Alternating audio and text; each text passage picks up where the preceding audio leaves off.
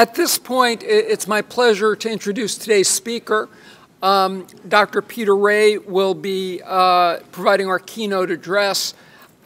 Peter is Vice President of Integrity and Ethics for Parker Hannifin Corporation.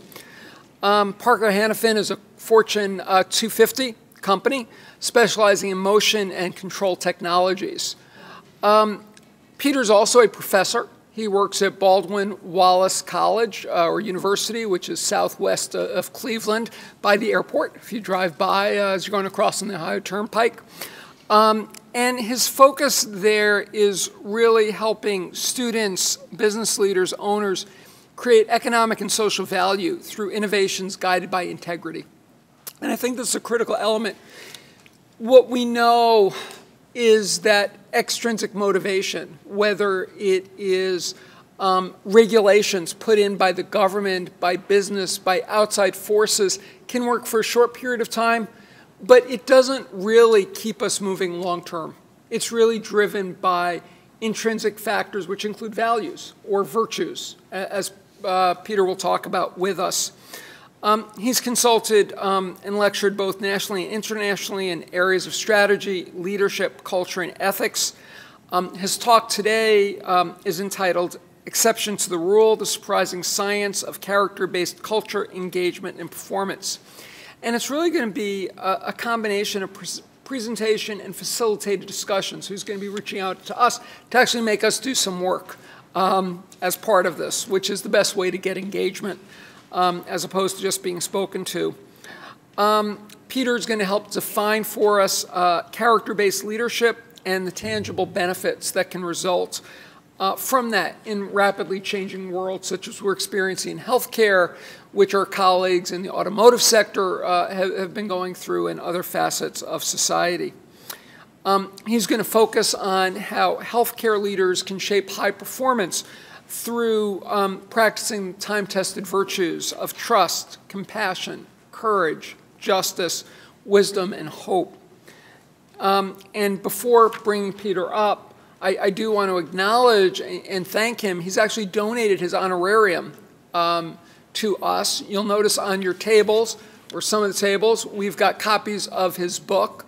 And feel free for one person each table to take the book. He's donating them for that purpose, and to please also, at the registration desk, to check in because we will be distributing the rest of the books after the event until we hit our maximum number.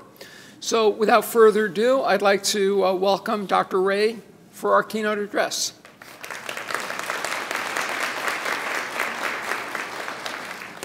Appreciate you having me. Can you hear me okay in the back?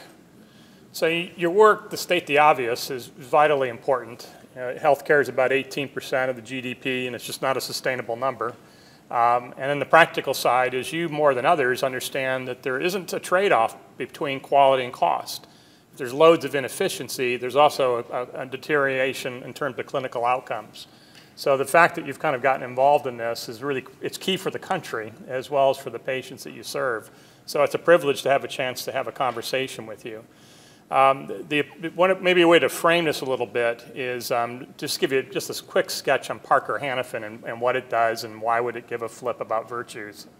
So Parker's about 100 years old, $14 billion in sales, close to 60,000 people, and we operate in 50 countries. And so as Steve pointed out, I was a professor for 30 years, never thinking I would do the racket that I'm doing now. And I had a lot of friends that said, wait a minute, you gave up an endowed chair, full prof, tenured, what the hell were you thinking? And that's certainly the right question to be posing. But the part that was kind of too enticing to think about turning this offer down, and it took a year and a half to sort this stuff out. So I report to the chief financial officer. This initiative around virtue is protect the balance sheet. So it's, in that sense, it's mercenary. It's trying to look for ways that, how do you protect your asset called culture with an on-purpose plan? And you can't manipulate a reputation with a clever PR campaign. It represents the collective character. And it's true of all organizations, not just Parker, that your reputation is a massive competitive advantage or an enormous risk. All I have to do is say Facebook to you. One variable, trust, one of the virtues, cost Facebook $100 billion in a couple of days, $100 billion. Parker's been around for 100 years. Our market cap is $25 billion. So we're a Fortune 250 company, and in one day, a couple of days, $100 billion got erased off the balance sheet. Now, it's easier to kind of calculate some of that stuff in the for-profit sector, but it's also true of nonprofits. You might recall the American Red Cross had some heartburn problems. It affects donations, affects your ability to recruit people. So this reputation has enormous risk. And of course, to put it in more positive terms, who doesn't want to work for an organization that's trying to do the right thing and doing meaningful work, which is why you all got into this healthcare racket to begin with. So it's how do you kind of capture some of that. So what I'm going to do is just kind of lay out an overview of these virtues and how it ties to culture, kind of get at the high performance part of it. And as Steve pointed out, give you a couple of exercises you can work out at your table. So we'll see where that takes us. So culture. If I all ask you what's more powerful, culture or strategy, what's your answer? Culture. It's not even a hard question, is it? Now, my background's strategy. I like strategy. But I've been part of way too many strategic plans that never got off the ground because I didn't take into account culture. And you've all had this experience where if you got a great culture, a so-so strategy, you're probably going to be okay. Brilliant strategy, brilliant people who also happen to be egomaniacs, culture's in the tank, good luck. So the culture part is vitally effective in terms of its impact on performance. But the trouble is culture is a little more abstract, right? We can't quite wrap our arms around that. Even though we know, you all quickly agreed that culture was more powerful than strategy. We work a ton on our strategy, but we're kind of silent on our culture. We know it's important, but we're not as clear about what it is. And part of it is because it's so abstract. So what really good leaders do is they're working on the culture. They're clear about that, they know what it means, and they're working on it all the time. And cultures are not fixed, they're fluid. And the folks that make the biggest impact on it will be the leadership at every level. So that's what I'm going to unpack. So here's one way this comes from a schlock operation called MIT that's been looking at the relationship between culture and performance for about 40 or 50 years. So this is one way to kind of think about a culture is up front are the artifacts. So if I looked around this, there's the American flag, and if I drift around in the hallways, there'll be pictures, and that gives me some sense of what the espoused values are. If I drop down, values, of course, are pretty common, that most organizations got some set of values. And how they kick that together is debatable. It could be 3 days in the woods, what's important to us, come up with those words and slap them on a wall. And then the challenge is, does it ever come off the wall and actually affect behavior? In contrast, virtues, it's not a virtue until I act. So just saying I value something, no points. Standing in front of a group of people talking about virtues, no points. It's not a virtue until I act. And this stuff's old as dirt. So it's Plato's Academy, 2,400 years old.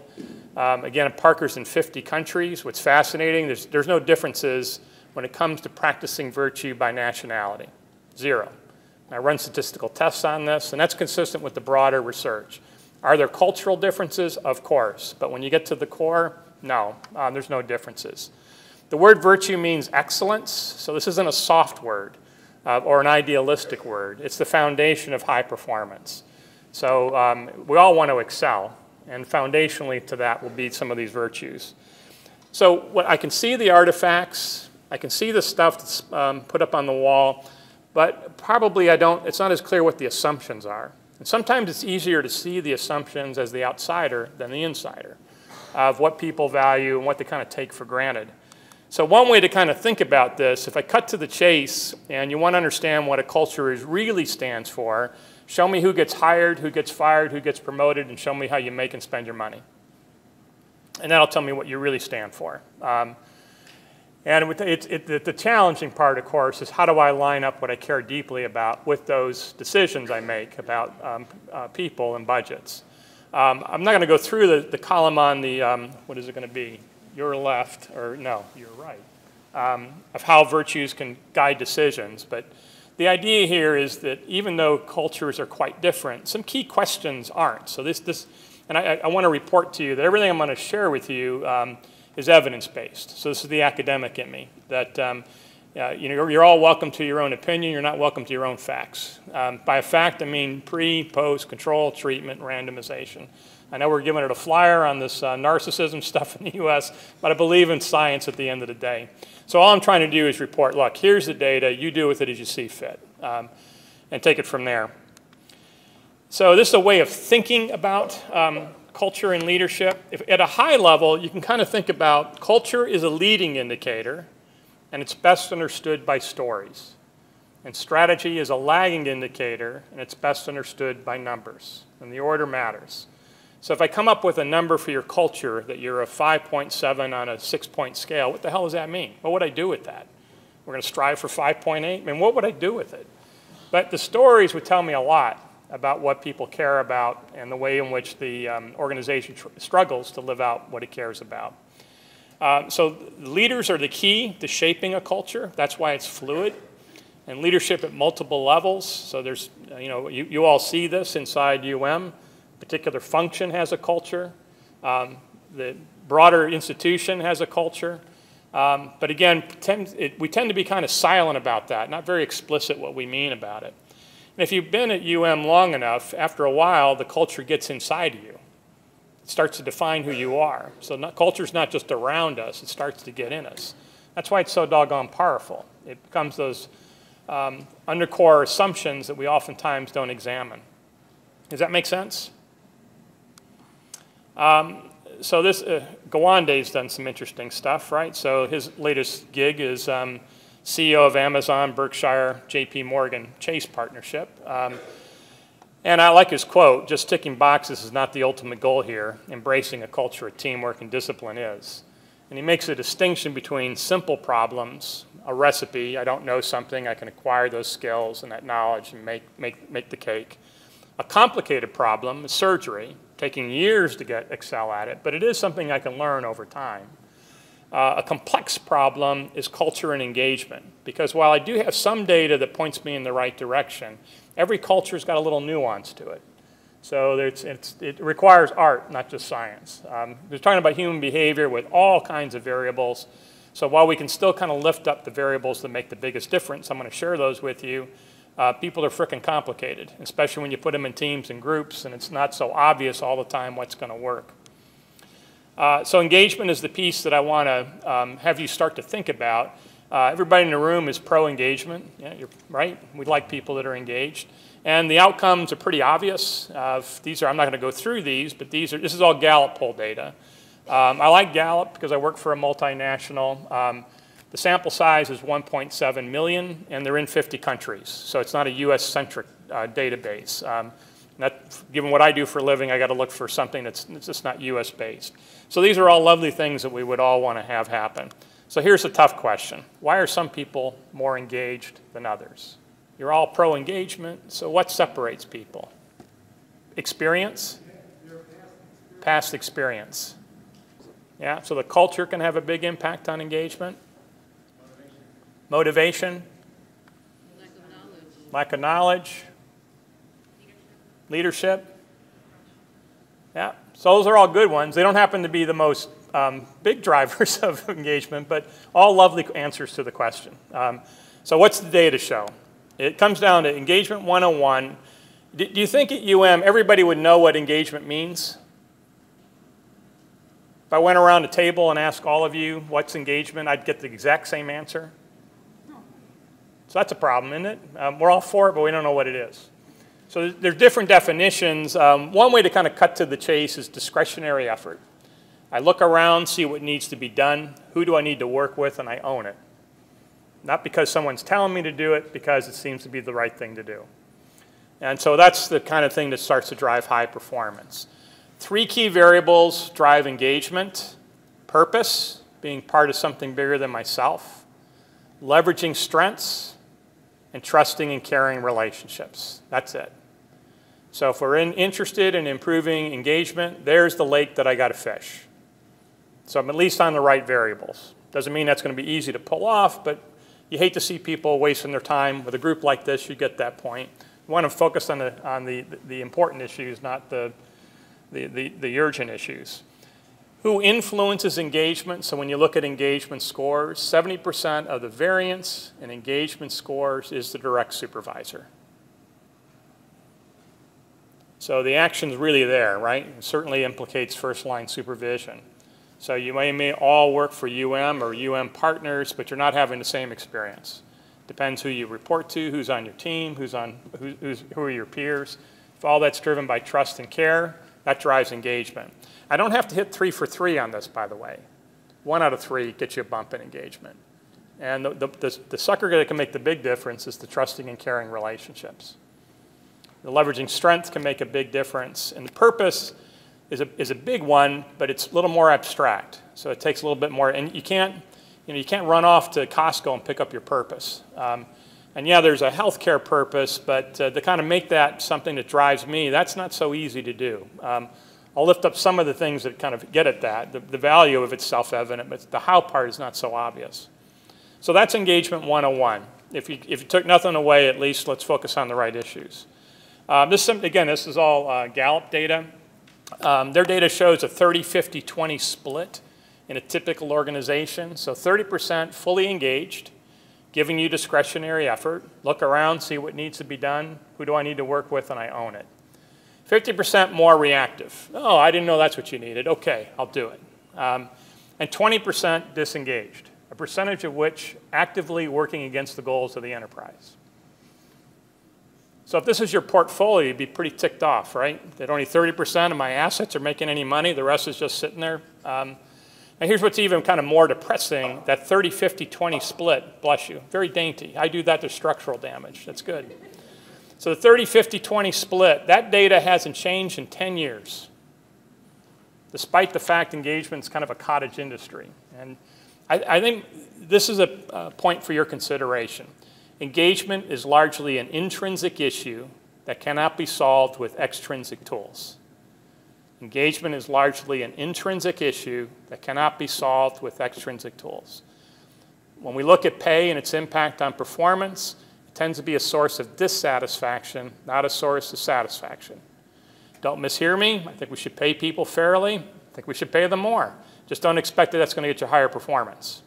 There's no credible study, and we're talking about thousands of studies, that can show a relationship between pay and performance. So chasing that goal, there may be other good reasons to pay people fairly, fair enough. But if you're interested in high performance, that's not going to be the driver. The other key piece with this is if we're deficit-based, your education and mine would say, well, let's focus on that 20%. What can we do to get those knuckleheads to turn it around?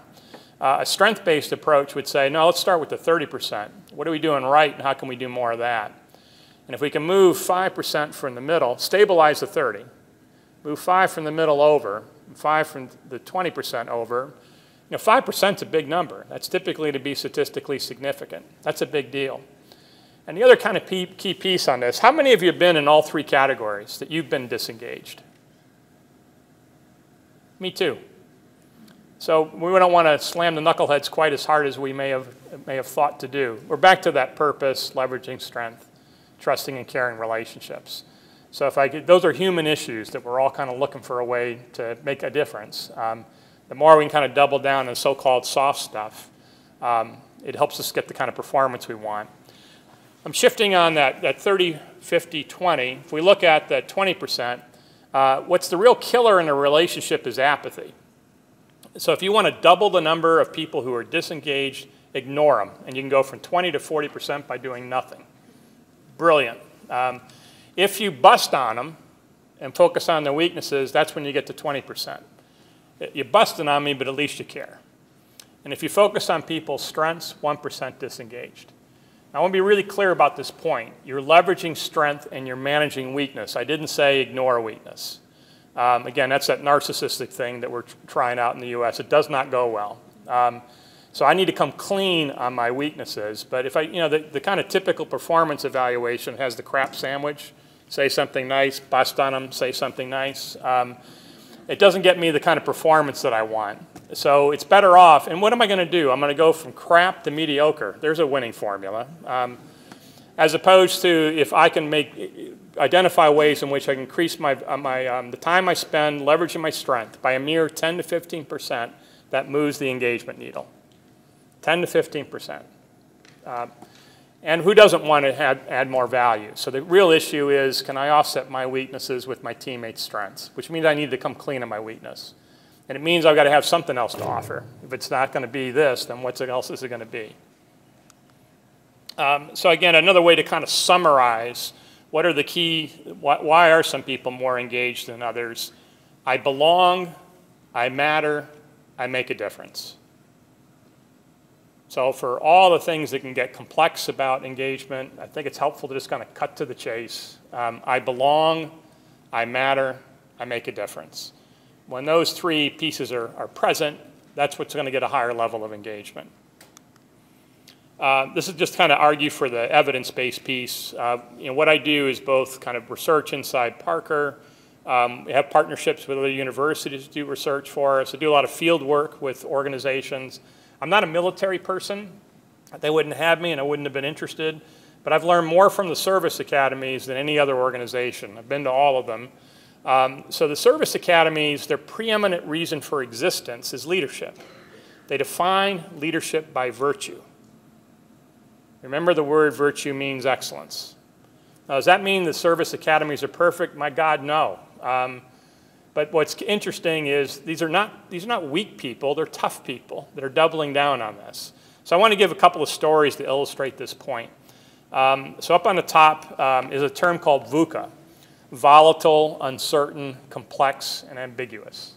Volatile, uncertain, complex, and ambiguous. If you haven't heard that term before, does that sound like your world? And so the idea here is that when people are kind of resisting change, I just want things to go back to normal. You need to explain VUCA to them, because on the other side of VUCA is more VUCA. It's not going away. So the real issue is, how do we get people VUCA ready? And part of performing well is understanding what I can control and what I can't. And if you kind of cut to the chase on a lot of the data on performance of people to perform at a high level, when you focus on what you can't control, your anxiety will go up and your performance will drop. When you focus on what you can control, which is more than a full-time job, your performance goes up and your anxiety goes down. So that's why these organizations that are tough as nails are doubling down on virtue and high performance. Not because they're perfect, precisely because they are imperfect. They're looking for ways to perform at a higher level. So the service academies, just with West Point, one quick story is, maybe actually let me back up a little bit. This Aristotle-Confucius thing. So Aristotle and Confucius were born about the same period of time. There's no evidence they knew each other. What's remarkable are the similarities, not the differences. So if I showed you data from seminars we do around the world and say, can you tell me which ones are my Asian colleagues, which ones are my Europeans, which ones are the North Americans, I promise you, you could not tell the difference. When we run statistical tests, there are no differences, which is consistent with the broader academic literature on virtue. So you can see from these two quotes that the similarities are striking. And both understand that the real hard part with virtue is habits. Is how hard, I mean, who's against the virtues, right? To go over them real quickly here. Do we have anybody going to stand up and say, what we need is more distrust in our organization? I think that would help us. We need more ruthlessness, more cowards, lack of justice, wisdom, and temperance. And my gosh, we need more despair. So who wouldn't want to work for a team that was struggling with these things? But the hard part is, how do I practice it in a VUCA world, under pressure and under uncertainty? So that, a lot of the roots of the high performance, we kind of forget that psychology is a little over 100 years old. Most would argue William James started psychology. He's a philosopher, so it's 2,400 years of virtue. And a lot of psychology kind of focused on, how do you help miserable people be less miserable? It's a wonderful goal, and we've made a remarkable progress. But that's a different objective than how do you help people excel? Remember, the word virtue means excellence. So now we've got virtue, and now we're slapping on a scientific method to figure out what exactly is the impact of practicing these virtues on teamwork, on performance, on relationships. And we now got more data about what makes the difference. The kind of argument for this, if I go through these very quickly, for West Point, was on a panel discussion with each of the service academies' Director of Character Education. That's their titles. And asked the question, well, what are you seeing from these young cadets when they come in terms of competence and character? And the math was 10, 80, 10. That about 10% of these young men and women were able to kind of lead from a position of virtue right out of the gate. On a competence basis, they're all rock stars. I mean, every one of these young cadets could get in any university in the U.S. They also tend to be superior high school athletes. So by how many push-ups they do, they got data out the kazoo. Really remarkable young men and women. But about 10% right out of the gate can lead from a position of virtue. About 10% on the other side of the bell-shaped curve, they just can't get there. So they flame out either in the service academy or in their first assignment. They're high risk. The 80% in the middle, they're for virtue, but they don't really know what you mean by that. So the whole challenge for that academy is how do you take more of that 80% over to the lead, not just from a position of competence, but also one of character. And if that's the service academies, if that's their math, 10, 80, 10, what would we think that ours is going to be any different? So if we don't take it, we take it for granted, the risks are huge. And the downside, we've lost a lot of opportunity to kind of excel. If you're familiar with rugby, so New Zealand are known as the All Blacks, tiny little country, most would argue, best rugby team in the world. They win 90% of their games. There's a lot of interesting, the whole point of being on the All Blacks team, you can't embarrass the team. If you're an extraordinary rugby player, you lack character, you're going to be from the All Blacks. You're not going to be with the All Blacks. So they see it as not only the right thing to do, but it's a performance differentiator. Remember, they win 90% of their games. These are not people that you want to meet on a rugby match. If you shift over to NASA, I've been to Johnson Control Center several times. The process of astronaut selection is really interesting. 19,000 people apply for 8 jobs. Now you could say, well, it's the right stuff, right? I mean, they're kind of remarkable people, and they are. But after you kind of boil it down to who's got the greatest competency, from then on in, it's all character stuff. And one key variable they look at is resiliency.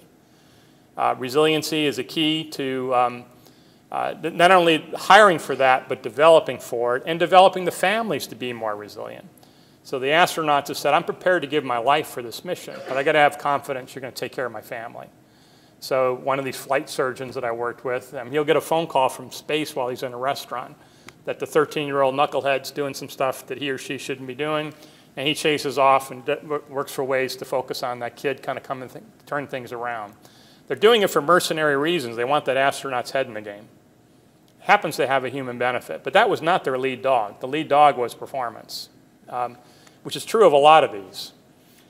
And then this group more than others, we know a heck of a lot more about neurology than we used to, and how we're all neurotransmitters on each other. So if you've got a toxic relationship, the amygdala is fired up and we're all ticked off and performance is dropped.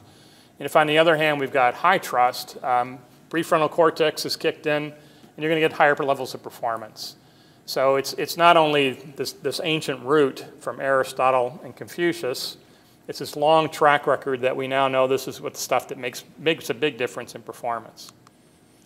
So here's what it's taken me most of my adult life to get right. I think I screwed this up for most of my adult life. So I was born to British parents. My only claim to fame, I was born in the same hospital as Paul McCartney. That's all I got. I tapped out early. And the way my parents would raise me is, if you're having a hard day, well, after you've gone through an English depression, you've been bombed by Nazis, you've immigrated to a couple countries, you're having a hard day, and then you come talk to me. Other than that, get on with it. So the toughness part I got. What I'm confused most of my adult life is the difference between being tough and being rough. So here's the data. If I summarize just blocks and blocks of data, we best do things that are innovative and bold from a secure base of trusting and caring relationships. I want to repeat this. We best achieve things that are innovative and bold from a secure base of trusting and caring relationships.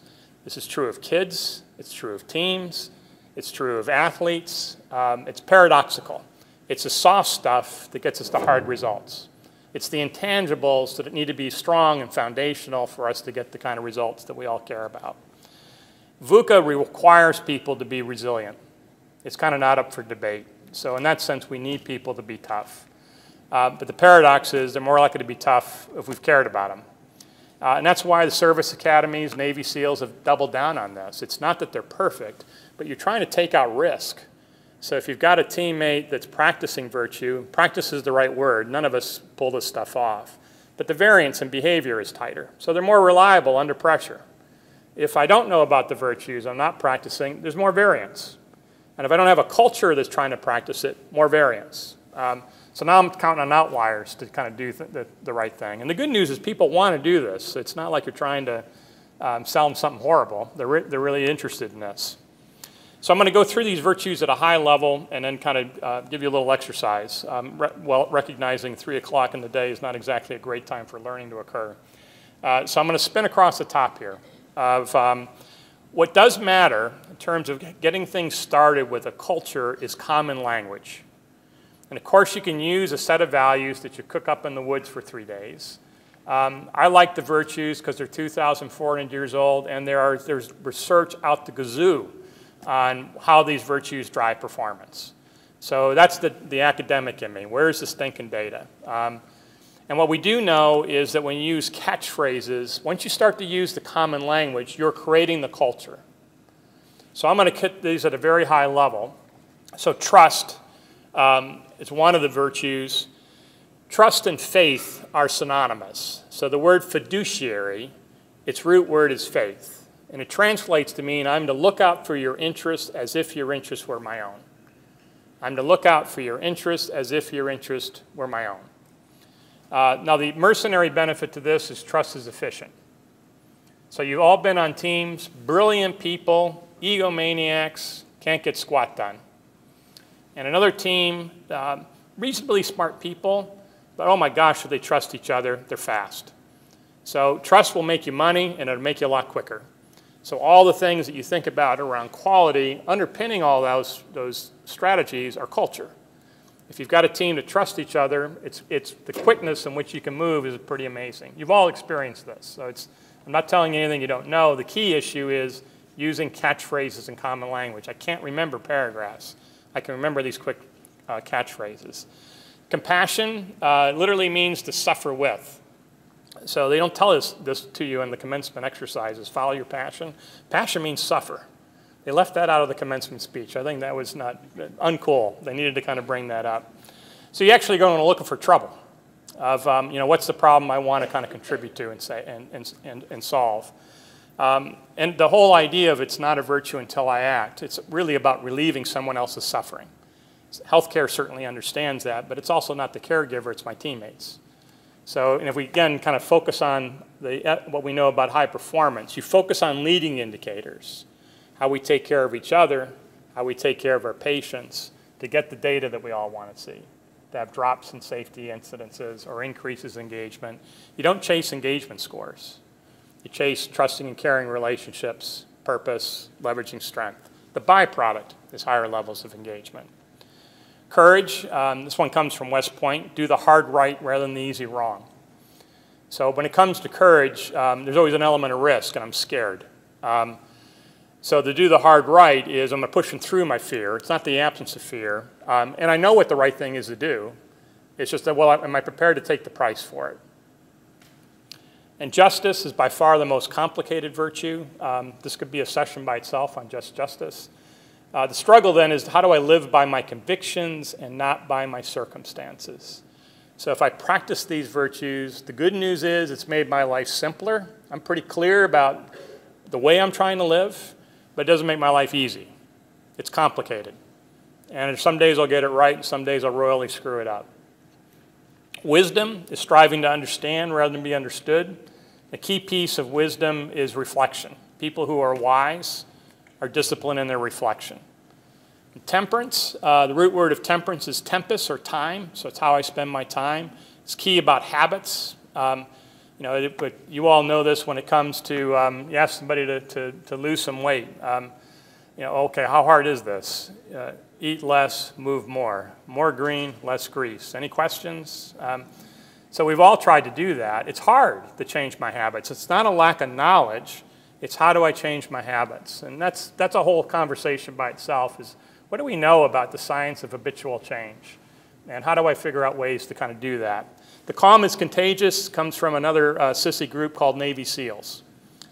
So their tagline is calm is contagious. Leaders calm, teams calm. Leaders ruthless, teams ruthless. Leaders chaotic, teams chaotic.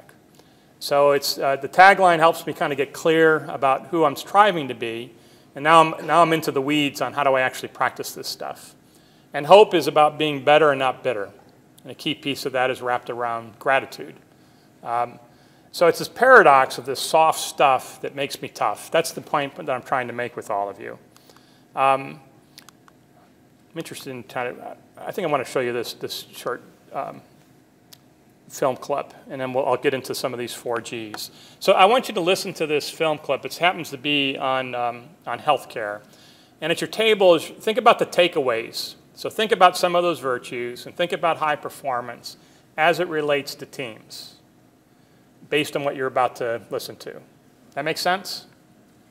But first, a most unusual lesson for corporate executives. How a classical music conductor is teaching business leadership. Economics correspondent Paul Salman visits a program where clients learn about the top by visiting the pits. The orchestra pit, that is.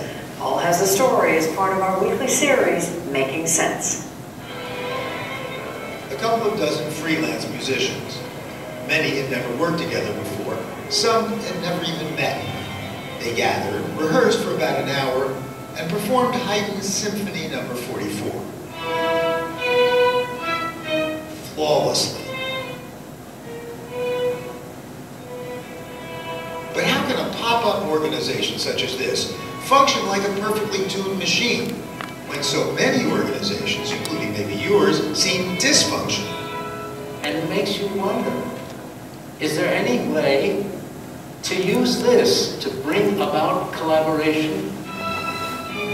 It made conductor Roger Nierenberg wonder if there weren't a lot musicians can teach business people.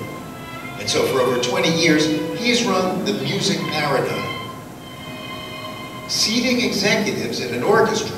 Step up here onto the podium and I'll get you a companion. Even inviting them to join him on the podium. You want to find out what are the skills that they use. What can you steal from this orchestra, transplant into your own life, thereby bringing greater success not only to yourself, but to all those who work with you. At the ritzy Mohawk Mountain House Resort in the Catskill Mountains, New York Presbyterian Hospital's superstar chief residents were the target audience. These are the most talented young physicians in the country. And we've tended to say, well, they're going to do their own thing and then we'll deal with all the other people in the hospital. It's a big mistake. Because, says CEO Steve Corwin, they're key executives in a $5.2 billion a year business who may not always appreciate the supporting cast, says Chief Operating Officer Laura Faris. I don't care how good a surgeon you are, you cannot do it on your own. Consider Surgeon Steve Lee Kahn's wonder and envy at the tacit teamwork here. They sounded like one instrument. If I'm doing an operation and it's a team I've never worked with before, it's invariably chaos. So you know what the orchestra did the first thing? They tuned up. You know, if they start playing before they tune up, they're going to be unhappy. Or as the CEO suggested saying to the surgical team, Team, this is our first voyage together. Yeah. Let's talk about how we're going to do this operation. Let's just go through this for 10 or 15 minutes before we start the operation, right? Teamwork. And if not... So I hate to do this to you, but would you mind giving an A, which is just about a quarter of a tone low, for the horns and the oboes and the bassoon? What happens when you have one silo on its own standard and you have another silo on a different standard? So strings, you play on your own pitch the last note. We're playing just one note, and we'll all play together.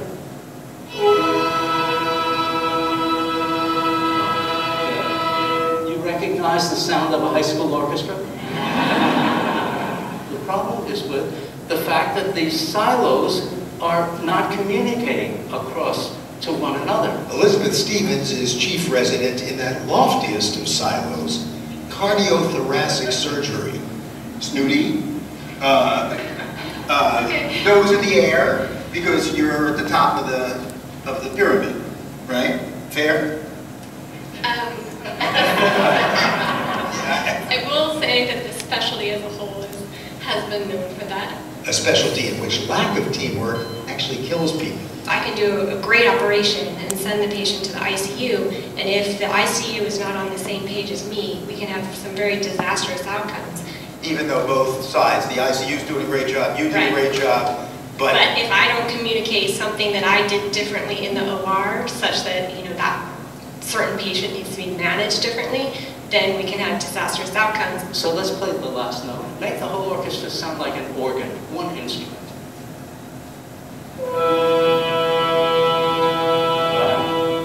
But wait a second, objected anesthesiologist Layla May Pang. Yes, please.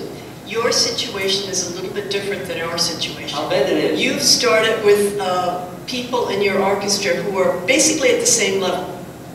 We have an organization where we have people at multiple levels. How do you get all of these levels to work together? I know that there are strong players in the orchestra. I know that there are weak players in the orchestra. So what I try to do is I try to get those people to collaborate. But one of the lessons, how the leader can overdo it. They will play it beautifully because I will make them play it beautifully. By micromanaging, for example.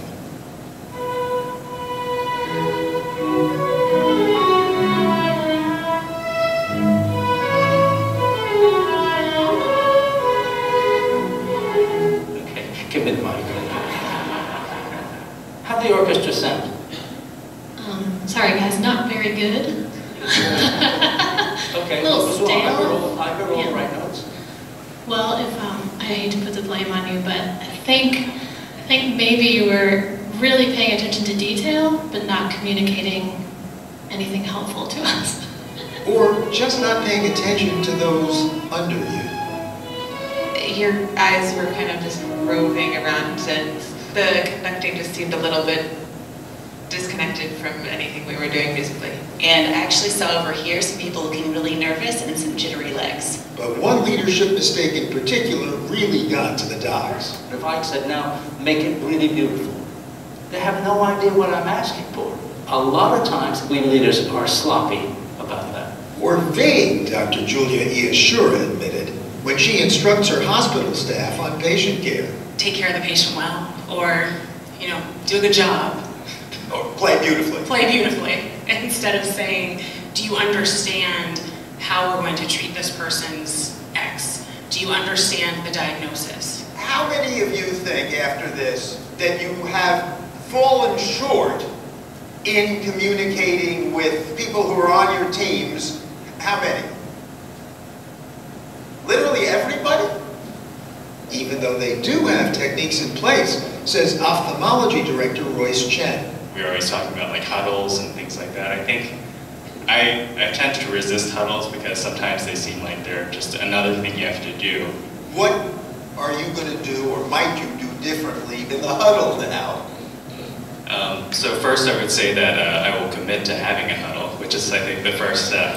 That's a big concession. That is a big concession, because I think oftentimes we just think it's an extra thing to do on a list of 1,000 things to do. We tend to manage top down. Again, the chief executives. So the residents get the message. The hospital says you want to do the huddles. Oh, what is this about? What do they know? So when one of our doctors today said, I'm going to do that huddle, because that huddle now is going to include everyone in that clinic, that was gold.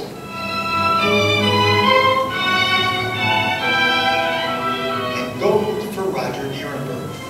That's because it turns out his original business motivation was to help save the dying industry to which he's devoted his life. I saw that the big problem for classical music in America is that we don't have enough audience. I have found a way to enroll people, to get people to feel classical music in a powerful way, in an artistic way. What really matters to me is the extent to which music has gotten through to them. And sticks. Sticks as well as the hospital hopes his business lessons will. For the the PBS NewsHour, this is economics correspondent Paul Solomon. So in your tables, what are some things that you heard, quick takeaways, that you think are relevant for your work? The question makes sense? So remember the comment he made was, there's lots of techniques that are in place to improve teamwork, but it's not happening. You ever experienced that? So what were key takeaways that you got? Just have a conversation at your table. Just do it really quick. The things that came to mind to you that, boy, that's my world.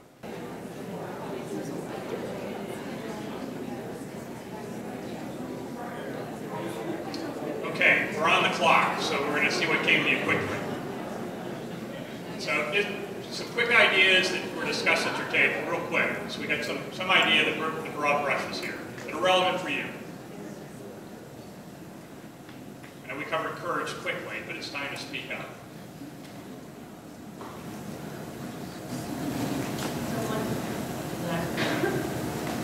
Can you hear me? Yeah. Okay.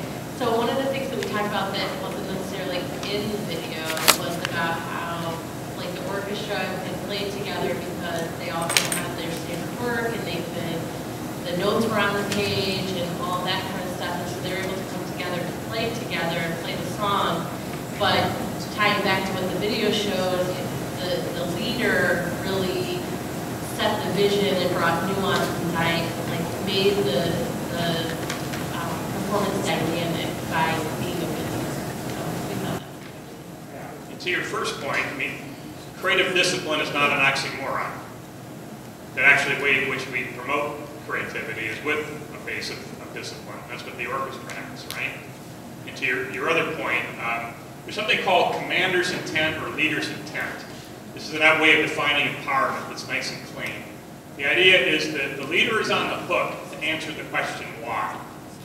The team is on the hook to answer the question what and how. And why is a hard question to answer. Why are we doing this?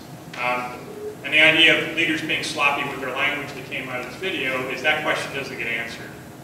And the idea is not to let the leader off the hook. You are on the hook to answer the question why. You need to be clear about the intention. There's nobody else but you to answer that question. On the other hand, the team, if they get confused, go back to the why. But you're on the hook for the what and how. It's a simple way of kind of describing intent. Because this the point of this video, sloppiness in language, right? Good people, they're trying to do the right thing. They work hard, but we don't really understand what we're up to. Any other comments? Yeah.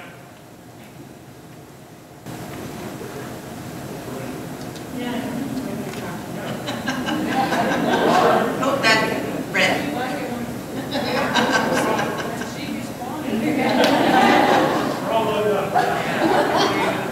I just wanted to mention that, you know, as we were listening and he asked the group, you know, did you think you did well? And they said no. And I said to the team here, I said, I thought it sounded pretty good. So I thought, boy, that was very clear that I didn't know what it was supposed to sound like. So, you know, we think we're doing a good job without really understanding what the ultimate outcome is supposed to be. Others? Yeah. Robert, number 2. We just talked about when you would say, like, I literally, before this video started, told a colleague of mine, I need you to complete the survey. And she said, okay, and that was the end of it. But it wasn't the details of what I needed. So she could have went and completed this task and came back to me all excited and said, look what I did. And then me say, oh, this is really not what I needed.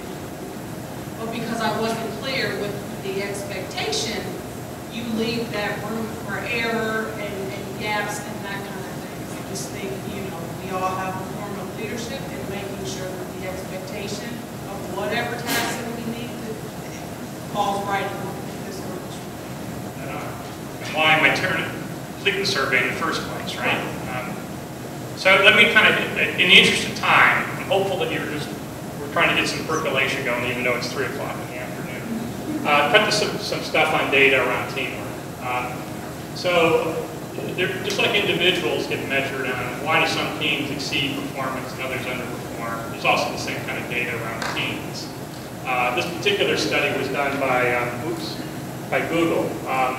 And their data shows similar stuff that Carnegie Mellon and MIT have done. So again, the dependent variable was performance. If we didn't give a flip whether you were happy or sad, we wanted to know which teams fixed the can. They were the ones that on budget, on time, generated the most revenue. That's what we cared about. We did not care whether you were happy. But the consequence is interesting. How people treat each other is a better predictor of performance than who's on the team. How people treat each other is a better predictor of performance than who's on the team. They ran giant regression equations and say, well, is it because we got more extroverts on this team? No. Is it because we saw each other outside of work more often? No. It came down to this. If it's two key variables, empathy, everybody cares about each other, and everyone has a voice. And the way they counted that, they counted to see that every member on the team speak up. And that predicted performance. Remember, that was the objective here. I didn't give a flip whether you're happy or satisfied. I wanted to understand performance. But the paradox is, we're back to this trust and caring stuff. Soft, humane stuff is actually going to be better performance. We drill down a little bit further. Things that you can use are a checklist. So it's like a pilot already knows how to fly the plane, but there's a lot of variables that you just forget. Sorry. Oh, thank you. There we go. Very good with these walking microphones. Thanks for the tip. So while the pilot knows how to fly the plane, you get confused. So the idea of running a meeting, you know this in terms of all what you do for a living, you're trying to reduce variance. So this is trying to reduce the variance of wasted time in the meeting. And a key variable is going around the room so that everybody speak. I haven't heard from you yet. What are you thinking? Navy SEALs, the obligation is no one's allowed to sit silent. Your obligation is to make us strong. And a good, strong leader will say, tell me what I don't know that I should hear. So we're trying to figure out what the heck is going on. And by the paradox is satisfaction and greater sense of empowerment, all the things we want to see happen by kind of practicing these ideas. All evidence-based, all these things can be learned, all these things can be taught. This kind of stuff comes from Amy Edmondson. I'm focusing on the teamwork here in kind of the interest of time. If you're familiar with her work, a lot of it's been in healthcare. Again, I like her work because the dependent variable is performance, not whether you're happy or sad. And what's behind me is that she looks at the difference between psychological safety and accountability and motivation for high performance. So in one box, the comfort zone is everybody's happy, lattes in the morning, very safe. We're not getting squat done, but we're having a nice day. That doesn't go well. You can run that for a while, but sooner or later we have problems. Now, the apathy zone is we're not having lattes in the morning. We can't stand each other. We're not getting anything done. This usually results in unemployment. So the psychological safety piece, just because of the VUCA thing, and you got to perform at a higher level, that one just isn't very sustainable. What's more common is the anxiety zone, where there's accountability for results, high motivation for results, but there's a lack of psychological safety. And then you get a dip in performance. Remember what I shared with you about performance. When anxiety goes up, performance goes down. When I go in the reverse way, sleep better at night, plus you only get more performance out of it. So the idea here is a learning zone. And the order matters. Psychological safety first, trust and care. Now I'm prepared to kind of give you my game. The order matters. So the challenge as a leader is how do I create that psychological safety? Everybody wants high performance. That's the given. That's up for debate. But the paradox is, how do I get that? And if whipping would do the job, and the meetings will continue until morale improves, we can keep it up. It just doesn't work. And fear does get you short-term benefits, but it's not sustainable. So we're back to this soft crap about trusting and caring relationships. Edmondson's work says that, look, if you remember anything else, there's three key variables that will help kind of get that order right, of psychological safety and high performance. And the first one is looking at whatever problem you're having, it's a learning problem rather than an execution problem. So it's very much built around what don't we know? What skills do we lack? Who haven't we communicated with? Think of that video on silos. In most organizations, the problem isn't inside the silo. It's crossing the silos. That's where the heartburn happens. So the STAR team, if you're familiar with that idea, is one way in which we try to cut across the disciplinary issues that happen. So I don't beat up on people. And we were talking, Gene and I were talking early on. It's interesting, Deming stuff, 1980s. He was actually pretty brutal on people in his career. He had a lot of regrets at it when he was older. And he looked at, he did random regression equations all tied to performance. This is a very important fact, that individual performance did not explain corporate performance more than about 6 or 7%. That 90% plus was the system. So he went early in his career, beat the hell out of people, and didn't get good performance. He looked at his own data, flipped it. Let's be really tough on processes, but not on people. Because it doesn't pay off. This isn't about being warm and fuzzy at the end of the day. It's, if you want better performance, that's where the action is. So trying to treat problems as a learning problem as opposed to an execution issue. Acknowledging your own fallibility, so the psychological safety. It's when the leader says things like, hey, I don't know. I screwed up on this one. It creates the psychological safety for other people to put their hand up. These things are easy to talk about. We all know that trying to take pressure and distrust out of the room is important. This is hard to do. It's hard to kind of create that climate. It's easy to have it be a bumper sticker on the back of a Volvo. It's hard to kind of actually make this happen. So the leader can play an enormous role in this. And the last is modeling curiosity, asking lots of questions. So the root word of question is quest, come on and quest. So we know this from teaching, right? Good teachers teach by question. It's the same thing good leaders teach by asking questions. And what are we doing here? What don't we know? Help me. Make sense? So how are we doing on time? I may be lost, but I'm making great time, I think, right? You're doing fine. Am I right? Okay. Let me try to get at some of this stuff around, I'm going to switch microphones here. At least a high level, what would be more helpful for me to talk about some performance virtues or really kind of get into the details about resiliency? Put up your hand if you want to know more about performance. That's the first team. Put up your hand if you want resiliency. Okay, that's a slam dunk. All right. So this is a good one to end on. Okay, so resiliency is a good thing. Everybody in this room has got resiliency. You wouldn't be here if you lacked resiliency. And remember, resiliency is fundamental to VUCA. That the VUCA will just beat the heck out of people who are fragile. And if you think your world's full of VUCA, if you've got a kid or a kid you care about, think about their world. We don't want kids walking into VUCA being flipped out. We want them to grab VUCA by the throat and figure out, okay, what can I do about this? How can I thrive? How can I flourish in this? So resiliency is a key piece to this. Everybody in the room is resilient, but there is no upper limit to resiliency. And a key piece of becoming even more resilient is to understand, well, what makes me more resilient? So very quickly, I'm going to go through 10 evidence-based approaches to resiliency. Your assignment, pick off 2 that you think are your greatest strength and 1 that's your aspiration. Make sense? And I'll clip along this.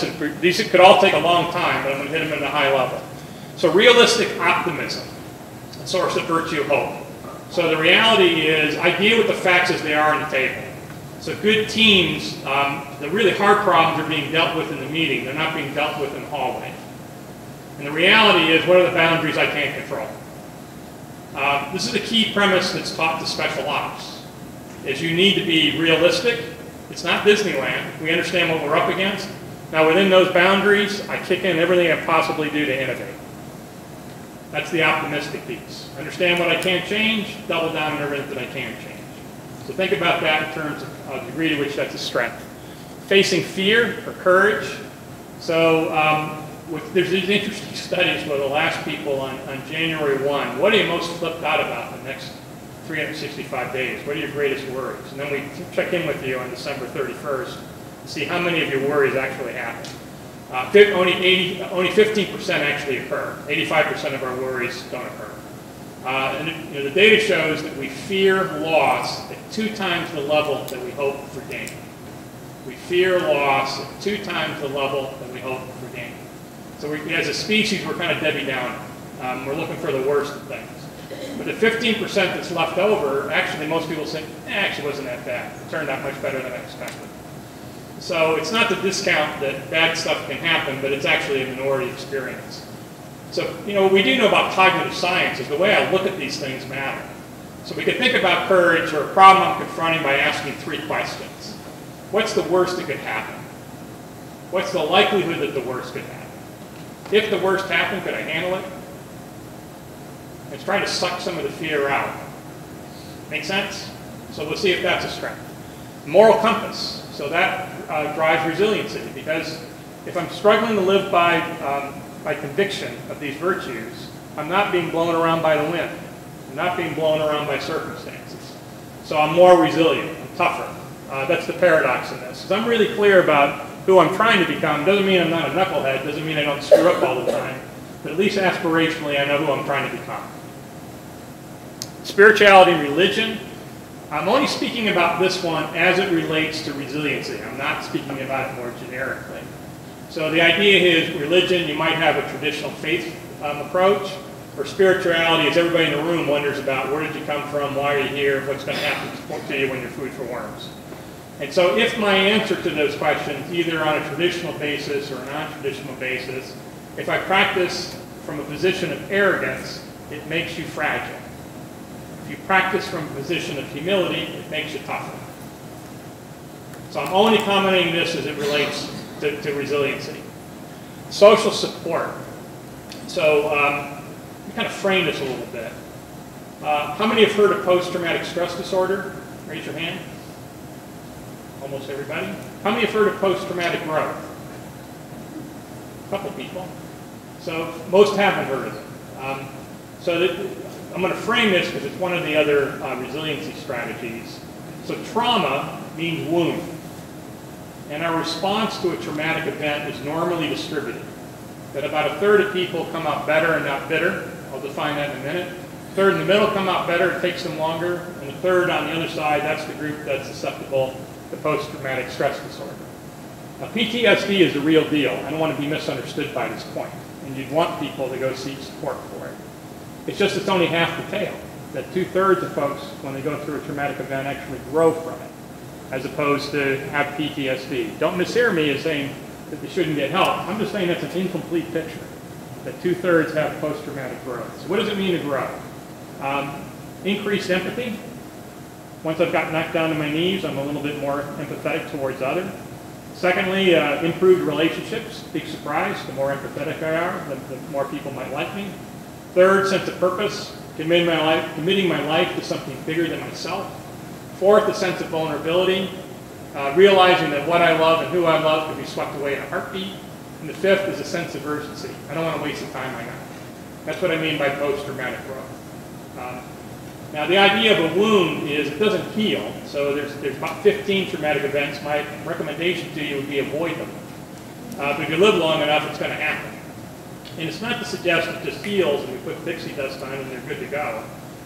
So in that sense, it's like a scar. And there's a before and after event. This is what my life was like before the trauma. This is what my life is like after the trauma. But the paradox is the PTG is actually best available to us after I've gone through the soup. So you all know that, right? If you learn more from your failures and your adversity, or you learn more from your successes. So nobody in the right mind, it stings because I'd rather learn from success. But what the benefit of getting knocked on my knees is I'm humble, and humility is key to learning. If things are going well for me, I'm arrogant, start sucking to my own exhaust, no learning's occurring. So the reason for framing all that around social compassion is the best predictor of who's going to experience post-traumatic growth is the quality of your relationships, not the trauma itself. The best predictor of post-traumatic growth is the quality of your relationships, not the trauma itself. So it's other people that make me tougher. The resilient role models. So everyone's got somebody in your life that is resilient and tough, trying to figure out, how did you get this way? How did you look at adversity? What are ways in which you grow from that? Physical fitness has a big impact on becoming more resilient. Whoops. There we go. That's the post-traumatic. There we go. Brain fitness, I didn't get a chance to unpack this. This stuff's all in the book if you're interested. Growth mindset. So if you're familiar with Carol Dweck's work out of Stanford, the difference between growth mindset and fixed mindset. So what's powerful about this, her basic question she was trying to research is why do some people exceed potential and other people underperform? And a key answer to that was this growth mindset versus a fixed mindset. A growth mindset says, nope, I'm not there where I want to be yet. I got to learn. I got to double down on my effort. I got to be open to criticism, look for ways to have me coached, but I can get better. Where a fixed mindset says, nah, you got it or you don't. Folks with a growth mindset exceed potential by 20 to 30 points. People with a fixed mindset underperform by 10 to 20%. It's a massive difference. Good professional athletics are taught this way, to understand what a growth mindset is. Huge benefit in terms of being more resilient. I've already walked you through PTG, and the last one, meaning and purpose. We're all for that. The HARP, where do I get it? Walmart, Costco, where can I pick it up? So it turns out commitment is actually a pretty tough thing to pick up, right? So we know that performance is kind of driven by a purpose first, then passion, then persistence. And persistence predicts success 2 times IQ. So we know that persistent matters, it's just underestimating how much that matters. But back all the way up, it starts with purpose. I'm not persistent just to be persistent.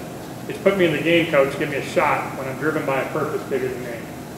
But kind of unpack a commitment and how I get that could be a conversation by itself. Not so easy to do. So we're concluding with this point then.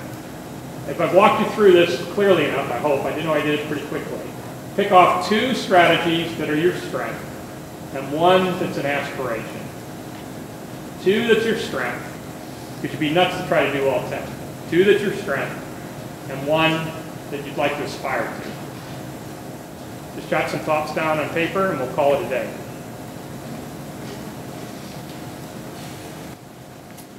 We're right at time.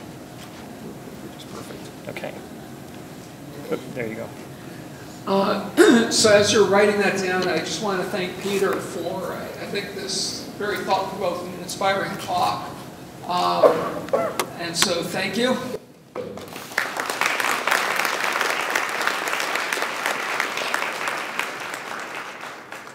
Of course, any visit to Michigan has to come with some maize and blue. So although Peter has declined an honorarium, we are giving him a Michigan hat. Because although he lives outside Cleveland, so I'm not sure if he's an Indians, Browns, Cavaliers, or Ohio State fan, at least when he goes to the other 50 countries where Parker Hannifin has offices, he can wear the Michigan hat there, as well as a gift card to Zion's.